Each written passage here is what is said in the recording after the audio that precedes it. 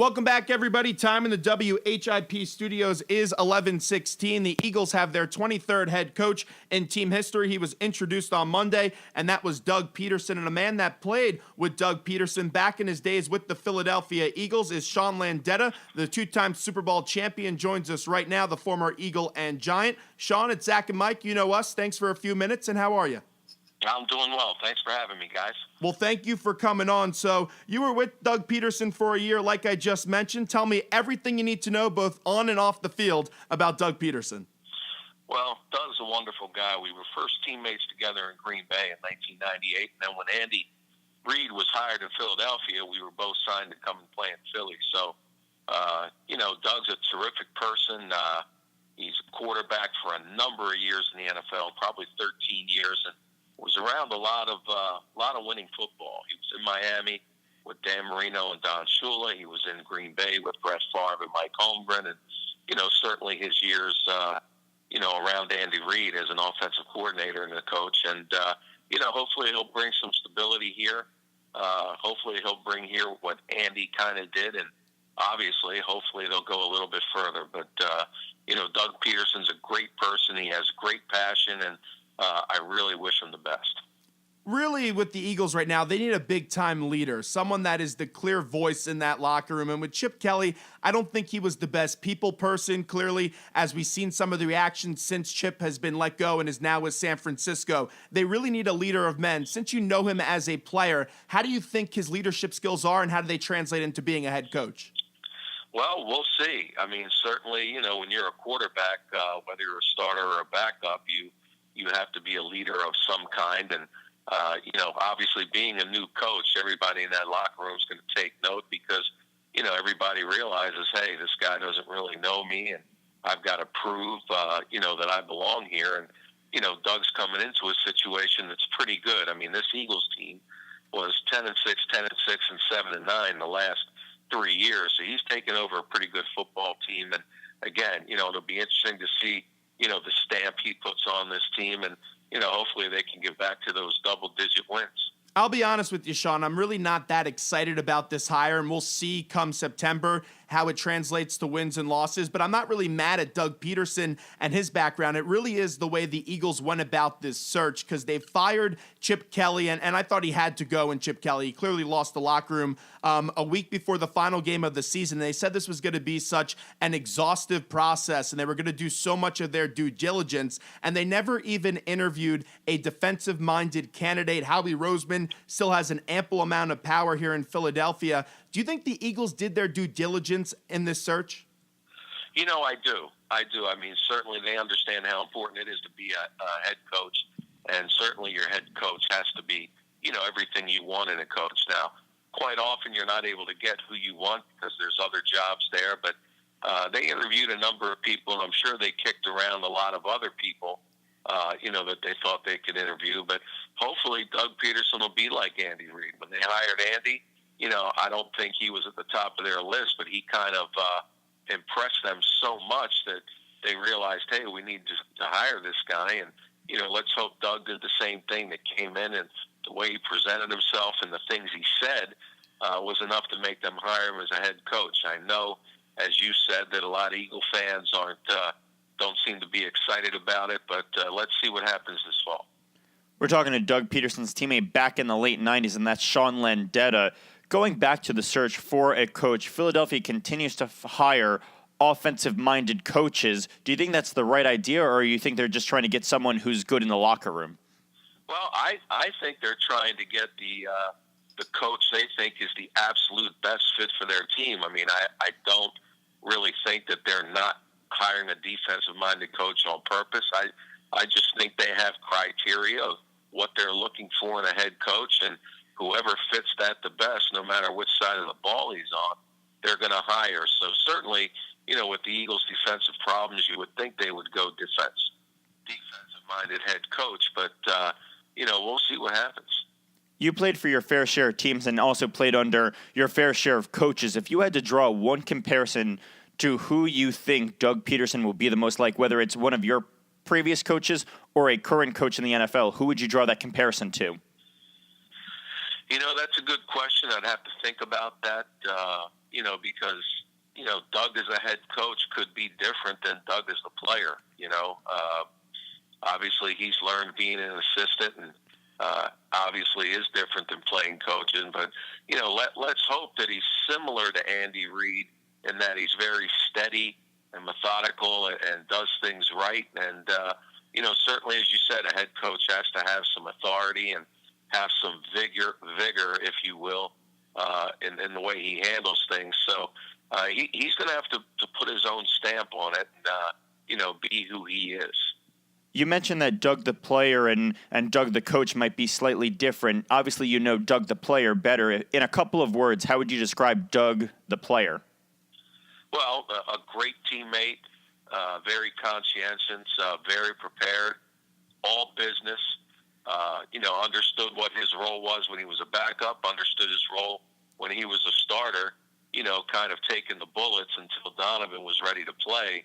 And that was not an easy situation for him, but the way he handled that was so admirable. And, this guy's a tough guy. He lasted in the NFL 13, 14 years. I know most of it was as a backup, but, you got to tip your cap to a guy who was able to do that. How much does being a backup help into possibly being a coach, since you get to see so much of the game from the sidelines? That's a good question. Again, as a quarterback, you understand, the intricacies of the game so much. Not only offensively about calling plays and knowing what each player has to do on offense, but defensively, who you're facing and what do you have to do to defeat that defense on the other side.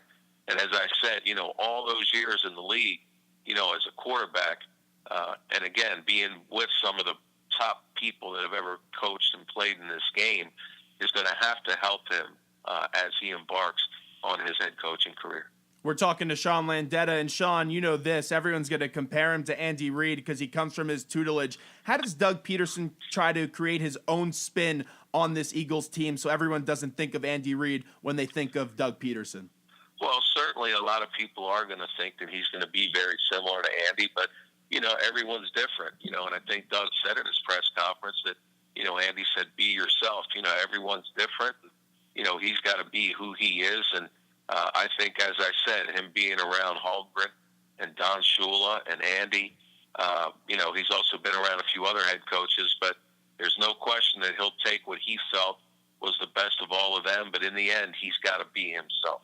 You need a quarterback to win in this league. Sam Bradford is a free agent.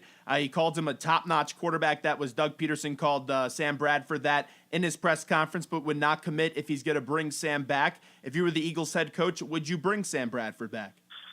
Well, he's got to look at the tape. I think based on what he said, it makes you feel that Sam is good enough in his eyes to be his quarterback and want him back. I know he had a number of drop balls. I don't know what the figure was, but it was a very high number, one of the most in the NFL as far as dropped passes for a quarterback, so that certainly didn't help him. And no question that his first year back under center, after not playing a lot, certainly helped. But I think this year he'll be even better. And, I hope they bring him back because I think we saw enough that he can be a pretty good quarterback. What else do you think the Eagles really need to clean up on? Because this is, as you know, being a former Giant and Eagles player, this is going to be a wide-open division next year, and I think anyone could win it out of those four teams. Well, they certainly can. As I said, the Eagles were 10-6, 10-6, 7-9, and they were very close to getting back to the playoffs again this year. The players that they have really just have to step up and perform. I think maybe Chip Kelly got hurt a little bit in that a lot of the players he had there didn't play the way he or all of us felt they would play. Players got to perform. Coaching is so important, but, these guys got to step up and do what they're supposed to do because, as you said, this is a wide-open division, and certainly if Dallas, reloads with their quarterback next year, they'll probably be a double-digit winning team, and what an opportunity for the Eagles, as you said, make their mark and be the best team in this division. One of those players that I think is really going to step up is going to be DeMarco Murray because let's just be honest, he just did not fit what Chip Kelly was trying to run, Sean. Yeah, it didn't seem like it. I mean, you got this guy that rushed for 1,800 yards, and you figured he'd be good for 1,000 at least, and he didn't get the ball very much, and it was very interesting. It really didn't make sense. You let McCoy go, you got Murray, so you figured it'd kind of be an even switch, but it wasn't even close. And hopefully they realize, hey, DeMarco Murray, is a terrific running back, and we got to get this guy the ball 15 to 20 times a game because, there's no question he was a huge reason that the Cowboys were 12-4 2 years ago. Going back to Peterson's playing days, you mentioned earlier in this interview how it was a tough role for him to come into when he came to Philadelphia in the late 90s because he was really just there to take some bullets, as you had mentioned, for that rookie quarterback in Donovan McNabb and pave the way for him. When Peterson was in that role, did you see a leader or someone who was just going to be a journeyman and then, again, next year went to Cleveland after that? No, he handled that role very well. I mean, he knew coming in that, he basically was going to be the starter. And again, think how tough that is that you've been a backup. You have a chance to go somewhere to sign as a starting quarterback. And at the same time, that with the second pick of the draft, that team's going to draft a quarterback, so your time is limited there. But I think he handled it as good as anybody. And, the team the year before, I think, was 3-13, so it was a poor team. And he did the best with the situation he was in. Wrapping up with Sean Landeta, who joins us. Experience is also big, and you have an inexperienced head coach, so you have to surround himself with a good staff. And I really do like the hire of the defensive coordinator in Jim Schwartz. Hopefully that moves the Eagles back to a 4-3, where I think they're better suited with their lack of linebacking play. But really with Jim Schwartz, I don't think he was a great head coach with the Lions. Yes, he won 11 games with them, but his defenses always weren't the most disciplined teams. They took a lot of penalties, but it looks like they have a good hire for a defensive coordinator in Jim Schwartz, who could definitely help out Doug. Yeah, well, certainly he has a lot of experience in the NFL, and defense is his thing. And let's hope he can come in and mold the players he has on this Eagle defense, which there are a number of good ones, to be improved. I mean, the last couple of years, it was tough to gauge really how good the Eagles' defense was because of the offense. They were on the field so often, and teams were getting an extra 2 or 3 drives a game, which is tough to be out there. So let's see if this new setup that he puts in there can make those Eagles' defensive players better. Moving away from the Eagles, it's conference championship weekend. You played in your fair share of conference championship games, and this is the goal of every player each year is to get to that Super Bowl and win it. What does it feel like on a Thursday right now when you sit there preparing for this conference championship game? What kind of emotions are these 4 teams' players experiencing right now? Well, it's very exciting. You realize that you win that game Sunday, you're in the Super Bowl, and you get ready for every game's important because there's only 16 of them. But it's human nature that, in the playoffs, because there's such a finality, if you lose, that it's over.